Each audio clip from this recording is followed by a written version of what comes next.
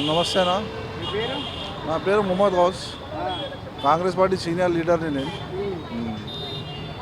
ఈ జూబ్లీహిల్స్ ఎలక్షన్స్ రా మరి నవీన్ యాదవ్ గెలుస్తారంటావా లేకపోతే ఎవరు గెలుస్తారని? నవీన్ యాదవ్నే గెలుస్తాడు. ఎందుకంటే ఆయన ఇక్కడ లోకల్ పక్క లోకల్ ఇప్పటి నుంచి కాదు, ఆయన ఎన్ని సంవత్సరాలు ఎన్ని డికేట్స్ నుండి 2 డికేట్స్ నుండి ఇక్కడ ప్రజాసేవ చేస్తున్నాడు. ఆయన చాలా మంచి మనిషి. ఆయన పేరు మీద రూమర్స్ వస్తున్నాయి కదా మళ్ళీ. ఏం రూమర్స్ వస్తున్నాయి? సెటిల్మెంట్ చేస్తారు, దందాలు చేస్తారు అని చెప్పేసి. అది ఆపోజిషన్ పార్టీ వాళ్ళు బురద జల్లుతున్నారు. అది ఈ సమయంలో ఎట్లాగైనా బురద జల్లుతారు వాళ్ళు.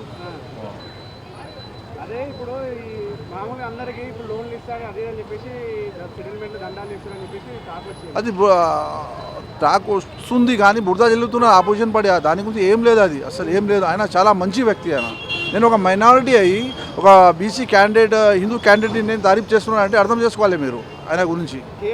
పోటీ చేస్తుంది కదా ఇండిపెండెంట్. అరే ఆయన ఒక జోకర్ లాగా ఆయన పరిస్థితి అంటే మీకు తెలుసు. మీరు చూసినారా? ఇంతకుముందే చూసినారా? ఆయన ఆంధ్రాలో పోటీ చేసిండు. ఆయన ఏమైంది?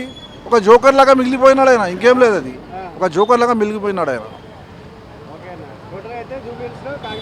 100% ష్యూర్ అది కాంగ్రెస్ పార్టీనే గెలుస్తుంది ఇంకా ఇక్కడ.